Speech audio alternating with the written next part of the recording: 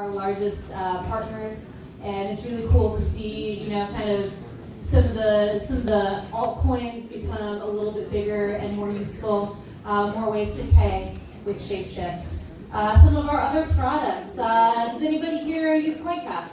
Any CoinCap users out there? It's an app. It tells you exactly what the prices are currently for your different digital assets. You can also create altfolios. So if you want to see, instead of looking at all your different wallets and trying to understand how much your currency is worth right now, you can create an altfolio. You can have dozens of different assets. You can say how much you have of each of those, and it'll automatically update to tell you how much your current wallet is worth. Doesn't send or receive, but it instantly connects to Shapeshift if you want to buy or sell in some of the new coins that are out there. As of August 2017, Shapeshift now owns KeepKey. Anybody have a KeepKey? If you don't have cold storage, if you don't have an offline wallet, I would recommend doing that. Digital currency is the safest when it's not online. KeepKey allows you to store your coins offline, and we're adding different coins to that platform each day. We also integrate, so once you plug in your KeepKey to a computer, you can instantly just say, hey, I want my Bitcoin to become Ethereum, and we'll do that for you. That's our job. Follow us on Twitter, Facebook, Reddit, Instagram, and our newsletter. We'll talk about that more in a little bit. All right. So I'm going to speak a little bit about marketing. And I had a college professor that taught me a very valuable lesson. People will pay more attention when you use beer as an example. This city's a great beer city. Craft beer has been growing a lot in DC. It's been fun to watch that happen. I live in Denver, and Denver has been growing in craft beer a ton. I used to work at a brewery called Renegade. That brewery was the 9th brewery to open in the city of Denver. There's probably about 75 in Denver today, 6 years later. So I'm going to do a little bit of side-to-side craft beer and cryptocurrency, kind of comparing some similarities, some differences. So craft beer was a handmade product. You could talk about the flavor, you could talk about the aroma, you could put it in somebody's hand, you could have somebody sample it. Marketing often consisted of doing beer festivals where you gave people samples and you said, try this IPA, try this pale ale, try this stout, you're going to like it. Now, cryptocurrency doesn't work like that. I can't hand you a sample of Bitcoin. So it's a little bit different. It's digital, it's not physical. It doesn't make as much sense to people who are very physical. You have to explain things like blockchain and TXIDs and wallets and things like that. So there's definitely some hurdles there, but nothing like a good challenge. Craft beer was local, even hyperlocal. One example of hyperlocal is Denver is really close to a city called Boulder. Now Boulder takes about 30 to 45 minutes to drive from Denver to Boulder, and our sales reps would make that 30, 45-minute drive, try to sell somebody a keg at a bar, and they'd say, oh, I'm sorry, we only sell local beer. They only wanted things from Boulder. So that was a selling point for me in marketing. It was like, hey, this product is local. It was handmade by these people next door. This is Amy, she's our head brewer. This is Keith, he's our sales guy. These are people who live in your community. These are jobs that are being created. So that was definitely a selling point used in market. Cryptocurrency is global, which also makes it a little bit easier to market because instead of driving 30 minutes and not being local anymore, I can put something on Twitter and have somebody in Japan read that instantly and maybe click on a link, throw out a call to action to say, hey, join our newsletter, and have people all around the world click on that link. But it also comes with some challenges. Global means, actually that's the next slide, I'm getting ahead of myself. But huge audience, operates 24 hours a day. Craft beer only operates, there's closing time for craft beer, In Denver after 2 a.m., you gotta shut it down. So there's certainly different challenges, but again, since it's global, 24 hours a day, you get to post things all hours of the day, you hit different audiences. So if we have a message, maybe we'll craft that message in Chinese and put it to be at the start of the workday in China, and kind of reach that audience and cater to them. So that's a bit of a difference there. So craft beer was also, like I said, it's getting competitive in Denver. We were the 9th brewery to open, less than 10 in the city. And in Denver proper, there's 75 or 80 now. It's hard to compete when everybody's making a pale ale. Why is your pale ale better than their pale ale? I don't know. You should buy it. We have a In cryptocurrency, there's fewer players in the game. There's a lot of businesses, there's a lot of new ideas, a lot of innovation, but it's also, you can, if you have a good business model, if you have good customer support, if you're doing something that's moving the industry forward, your company is going to stand out, and it's kind of easy to show after time that you have something that people want, and you have people, businesses around the world competing in the same market, but it's such a new market that there's a little bit less chatter, a little bit less, not everybody's making a pale ale. So we certainly have our own little market out there in the world. Some similarities, active and passionate community. So with craft beer, it's kind of this idea that instead of getting something out of a big box from a big company that, maybe uses a lot of machinery and automation, instead you're doing something handcrafted, you're employing more people, you're, going local, you're not shipping things across the country, you're delivering things in a local market. And that's why people were excited about craft beer also, because I think it tastes delicious. That's why I like it. But cryptocurrency also has an active and passionate community. I mean, people are out here saying that you should be in control of your own money. You shouldn't have a third party holding that. You shouldn't have fees that don't pertain to you. You should be in control. And you should, kind of have control over your future and your money. So I found that the community here is very passionate. People care so much. And sometimes that means it can be divisive. People can argue about things. In craft beer, people would argue about, New England IPAs or whether kettle souring is better than barrel souring or something like that. In the cryptocurrency, you got a lot of discussions about SegWit 2x. You have people that are Bitcoin maximalists who think that altcoins are just kind of diluting the whole system. And sometimes you get people who are so passionate, so excited that it can actually can be a little bit off-putting to people who are new to the community and seeing just a lot of arguments and a lot of people getting red in the face saying I'm right and you're wrong. So that's certainly something that we battle with all the time. Like I said, some people love or hate Eric Voorhees, and it's because he takes certain stances on things. And our company does not necessarily reflect the stances that he might take as an individual. Maybe he supports one thing, but when it comes to a business decision or what's best for the company, he'll do whatever is in the best idea for the company or for the users. He always has our users in mind. So sometimes division can say, Eric believes this, and so we're not going to use Shapeshift because of it. And that can be off-putting. It can also lose business. I just want everybody to know that we care more about our consumers than egos and making somebody happy or having somebody be right or wrong. So sometimes that division can be a little bit hard to deal with.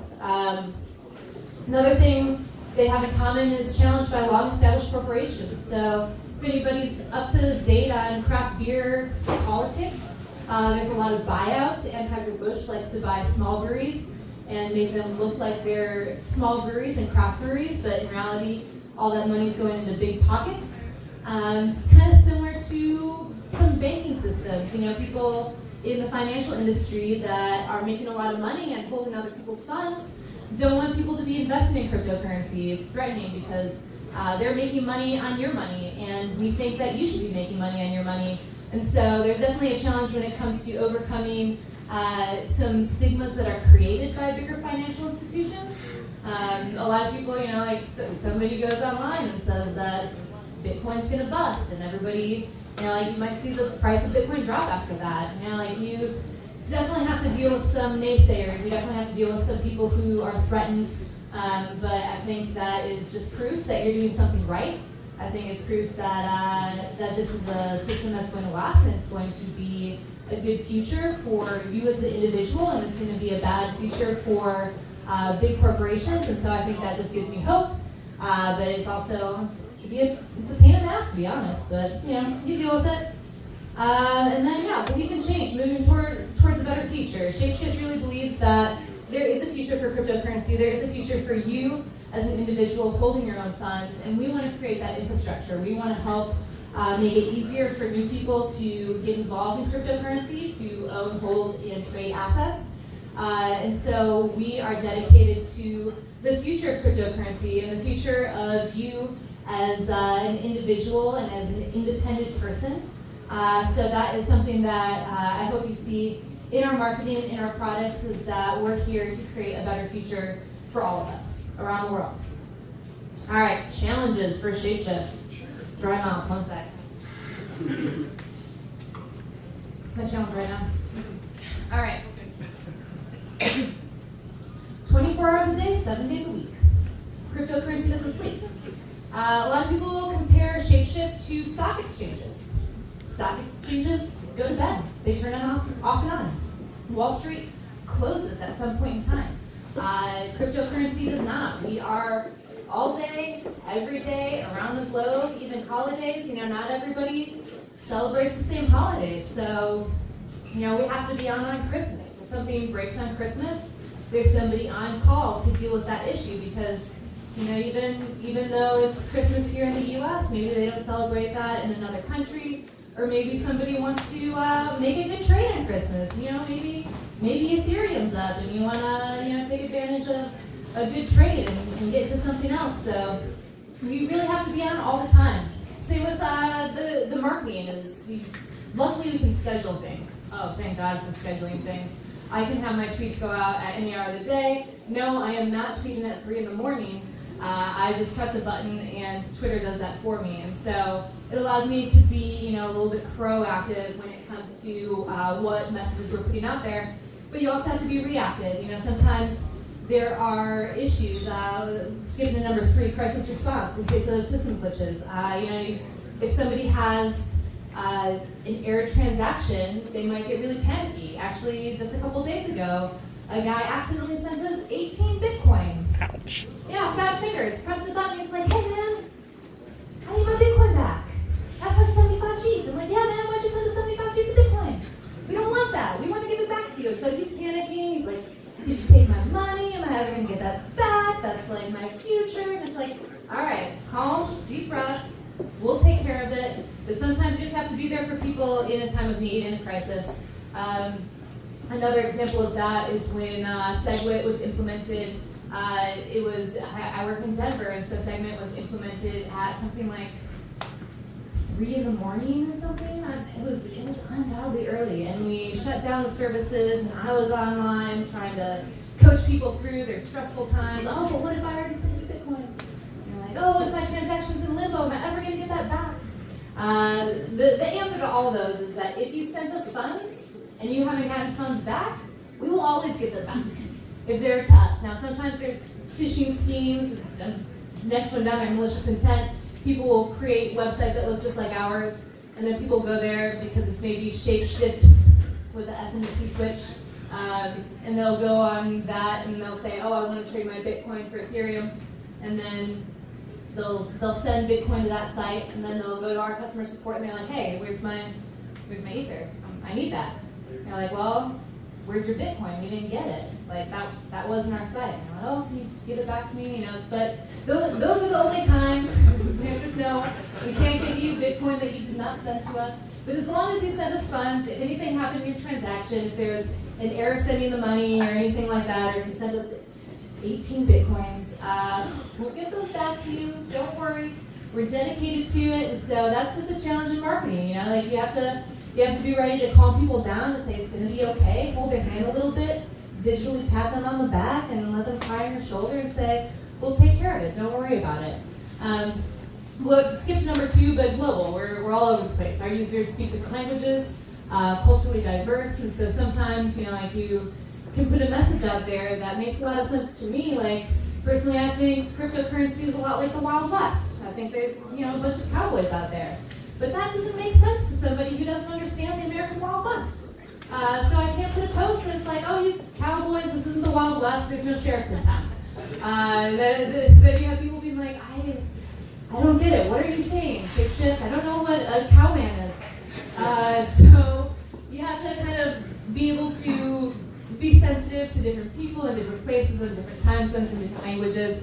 Sometimes things don't always translate. I know that our customer support team uses Google Translate a lot. And we apologize for any weird things that we have said via Google Translate because I know that's something like in Japan, if you use the word wallet, it means tugboat. something about the translation didn't compute, and so it's like, oh, I need your tugboat address, and they're like, I need you to get a clue, I don't know what you're saying. So yeah, there's certainly some things that you kind of have to be patient, and you maybe have to say like, all right, I'm gonna speak in English because it makes sense to me, and hopefully you can find a translator. I'll try to translate back. But yeah, people around the world. It's a constantly changing atmosphere. Things change really fast. We kind of joke around about how crypto years are like dog years. 1 year working in cryptocurrency is like 7 years at any other company because you're constantly changing with dealing with really big changes. You know, like SegWit and 2x coming up. That stuff hasn't really happened before. We don't really know how to anticipate some of these changes.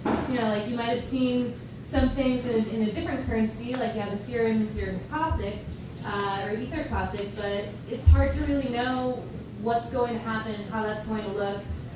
So you just have to be able to adapt. You have to look ahead.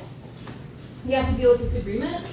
There are vocal members of the community, like I said, and sometimes disagreement might affect our business. But more than anything, we just care about our users, and so if you guys want to disagree about things, that's fine. Personally, as a marketer, I'm going to stay out of it because I don't have an opinion about 2x when it comes to our business. Our business is just making sure that you guys are able to do your business well and stay in control of your company or in control of your money. Constantly changing technology forces priorities. Sometimes there are things that we want to do. Maybe there's coins or assets that we want to add, but before that, we need to get SegWit implemented, or like we've seen Ripple go up a lot, and so our code wasn't really ready to deal with the amount of volume that Ripple was having on our platform, and so for a while we had to take it down, and we had to spend a lot of developer time just being able to get everything up to date so we can deal with the Ripple volume that we were seeing. And so sometimes you have to adapt, and you have to deal with whatever comes. You can make plans just to change them, but that's what plans are. They got to be adaptable. And one thing that I find myself doing a lot, which is probably one of my favorite things to do, it's one of the headaches that I'm happy to have, is educating new users. Sometimes on our customer support tickets, we'll ask questions like, hey, can you give us the TX ID of your transaction? Can you give us the order ID from Shapeshift? We have to coach people into what does that mean? What's a TX ID? But sometimes, there's a little box that's what's your return address, or what's your address so we can send your Bitcoins back to you. And they'll say, oh, I live at 1472 Walnut Street. I'm not going to mail you your Bitcoins to 1472 Walnut Street, sir.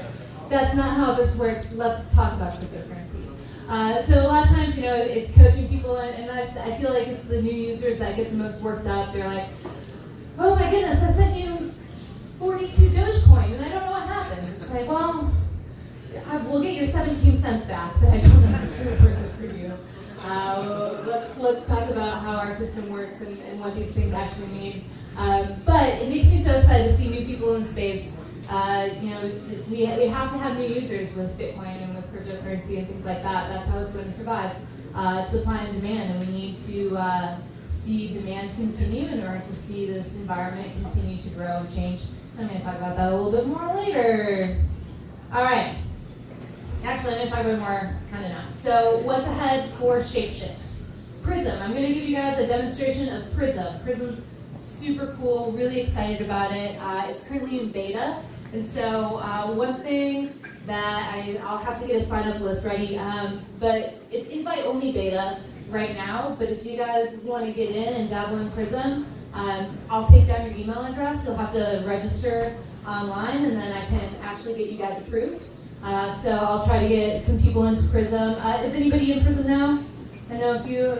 One, Daryl. Yeah, so there's a few people in Prism. Exciting. I love it. I think it's part of kind of the future, or maybe it's not the future, but it's worth a try. It's fun to play with. So we'll look at that in a little bit. Features added to CoinCap. So CoinCap is instant money. You see what it's all worth. We're going to be expanding that in the future. KeepKey, our offline wallet, is our hardware wallet. There's going to be more coins. We're adding more all the time, so keep an eye out. I know that there's a lot of demand for the ERC20 tokens on CoinCap, and we're working on it. Give us time. It takes a little bit of developer time to do those things. Shapeshift, we're waiting to see what happens with 2x in November. We're always adding new coins. There's always going to be new things happening on Shapeshift. We actually have a big announcement for our whole company coming up in November. If you're going to DevCon 3, we're going to be announcing it during that time. And so if you're going to DevCon, you'll have a chance to talk with us about the announcement once we make it. But let's see, what time is it? In 5 minutes, Twitter will post a link to our newsletter. Love that scheduling. So if you're not part of our newsletter, join our newsletter. We'll announce new coins and things like that. But that's where we make our first announcement of all the new exciting things that we're doing. And so if you want to know what this big announcement is, if you're interested, or if you just want to humor me, go on Twitter in 5 minutes and see that link to the newsletter, sign up. We don't spam you, I promise. We only send out things when stuff happens. And so you might get, if a lot of stuff is happening, actually this week's been a busy week. We've probably sent out 3 messages this week, but we're certainly not about spamming you. We just want to keep you updated. And what's ahead for Shapeshift? So, preparing for harder times. Right now, Bitcoin's on the rise. All currencies are increasing in value so much. People talk about a bubble. When is the bubble going to pop? I don't know the answer to that question. I don't know if we are in a bubble. I don't know if it is going to pop. I would like to think that it'll continue to rise. It'll continue to gain popularity. I really like that. Because, like I said, I hodl some of these things, so be really happy if it's not just a bubble. But one question I asked to Eric not too long ago is I asked, what's the biggest challenge for the future of Shapeshift? What do you think is something that we're going to need to overcome? And he said, if it's a bubble, or honestly, when it's going to go down, what will be the future? We're prepared for that, we're planning for it. But what happens when crypto declines and when we get the naysayers that start to say, oh no, we called it all along. So my challenge for you, what can you do about that? Supply and demand, guys. It's very simple economics. When cryptocurrency is high in demand, the price goes up. There's a limited quantity. And so my recommendation for you is tell your friends about it. But my ultimate recommendation is something that I found, and it's just kind of something that I believe in, will secure the future of cryptocurrency. And it's a simple statistic. Right now, our social user base is 90% men and 10% women. Right now, the world is 51% women and 49% men, because we live longer. So if you want a future of cryptocurrency, talk to your female friends about it. Talk to your girlfriend, talk to your wife, talk to your coworkers. Maybe set up a wallet. My favorite wallet for new users is Exodus.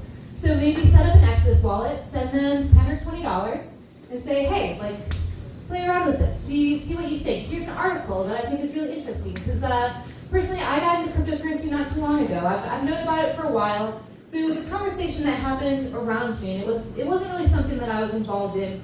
Kind of similar to how, maybe some people will be playing video games during a party, and it's just happening in the background, and not really paying attention. Because it's just not, when technology and finance are generally male-dominated industries. And cryptocurrency is a cross-section between technology and finance.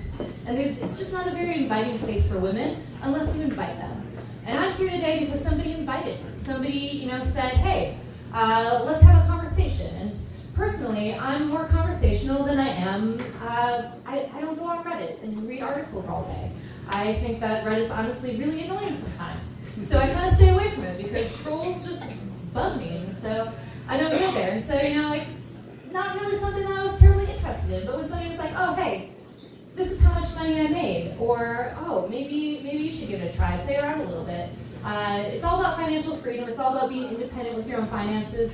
And I think that if we want to increase demand, I think a big way to do that is tell all of your friends.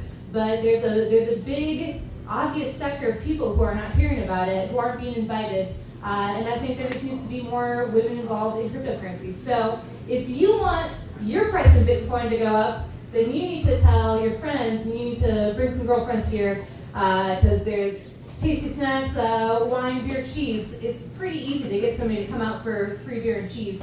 So that's my recommendation for preparing for harder times. Let's just make sure those harder times don't come here and see a good future for cryptocurrency. All right. We'll just do like any questions right now before I get into the Prism business, because we can answer questions now. But my idea for this next portion is that it's going to be an interactive demonstration of Prism, and so we can take a lot of questions then. But if you want to ask questions now before we get into it, I would be happy to answer them. Anybody?